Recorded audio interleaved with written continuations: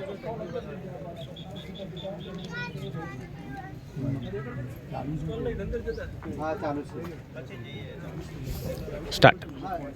પટેલ દીપિકા નટવરલાલ ભાખરનાની પ્રાથમિક શાળા તાલુકો દાંતીવાડા. મારા ઇનોવેશનનો વિષય છે ખેલ ખેલમાં ગણિત.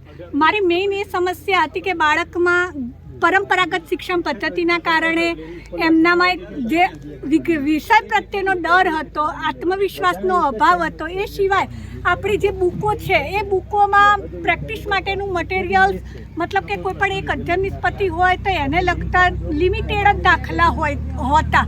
અને મારી શાળાના બાળકો, અમુક બાળકો એવા છે કે જેમની પરિસ્થિતિ અન્ય પ્રેક્ટિસ મટીરિયલ ખરીદી શકે એવી નહોતી. માટે મેં એમના માટે આ ગેમો તૈયાર કરી છે.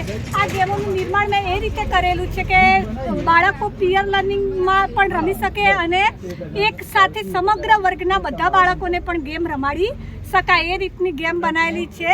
સમગ્ર વર્ગના એ સિવાય આપણે આખી શાળાના બાળકોને જો રમાડવી હોય તો પણ રમાડી શકાય એ રીતે મેં ગેમ તૈયાર કરેલી છે. તો આ ગેમોમાં એવું છે કે આ ગેમ છે બિંગોની ગેમ. આ ગેમમાં સમગ્ર વર્ગના બાળકોને એક સાથે ગેમ રમાડી શકાય છે. સ્માર્ટ ટીવીમાં આ રીતે આપણે આ ડિસ્પ્લે ચાલુ કરી દઈએ અને બાળકને કહેવાનું કે આ રીતે 5x5ના ખાના બનાવી લે અને મેં અંકો લખ્યા છે. એ અંકો તમારે મેં લખ્યા છે ત્યાં નહીં, પણ ગમે તે ખાનામાં તમે મૂકી શકો અને આ 25 અંક આવી જાય એ રીતે તમે બનાવી લો.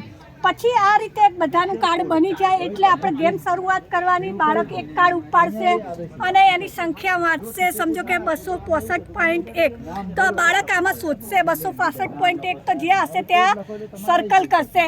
પછી વારા પરથી બીજું કાર્ડ ઉપાડશે અને 2.2 તો 2.2 જે હશે ત્યાં એ સર્કલ કરશે.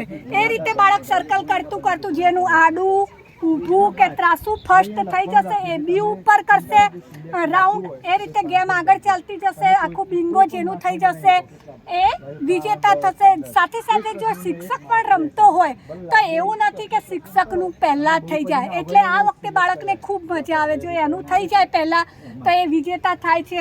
ભાઈ આ રમતો એવી જ રમતો છે કે સાપસીડીની રમત છે. આ આપણે જૂથમાં રમાડી શકીએ બાળકોને.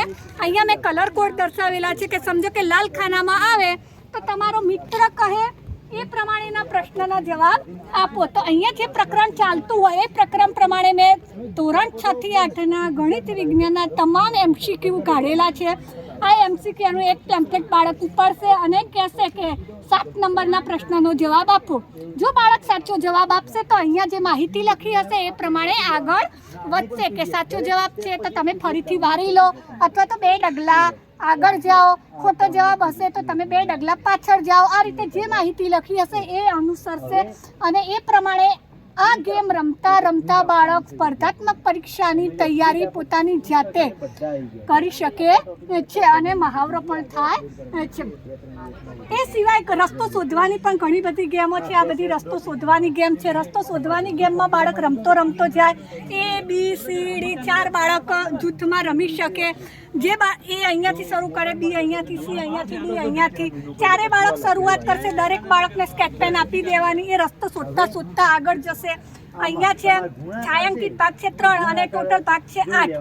તો 3 અષ્ટમાંશ જવાબ આવશે તો બાળક અહીંયા આવશે.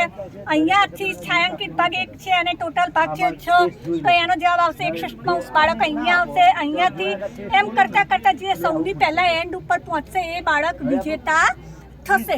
લૂડોમાં પણ મેં એ રીતની જ ગેમ બનાવેલી છે કે લૂડોની ગેમમાં અહીંયા ચિત્ર મૂકેલું છે.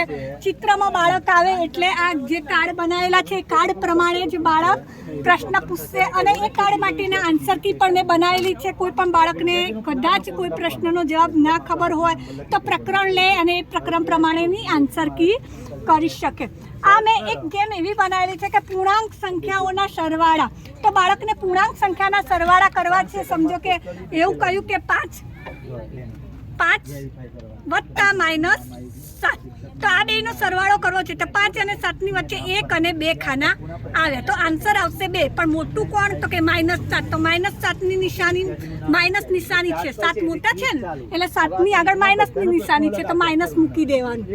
એટલે નિશાનીને ધ્યાનમાં લીધા વગર અંક જોવાનો મોટામાં કે 5 અને 7 તો 7 મોટા છે, 7ની આગળ માઇનસ છે તો માઇનસ. આ રીતે એ કરી શકે છે. એ સિવાય મેં આ મલ્ટીપર્પઝ એક બોર્ડ બનાવી છે. આ બોર્ડની મદદથી આપણે સમગ્ર વર્ગના બાળકોને એક સાથે ઘણી બધી વસ્તુ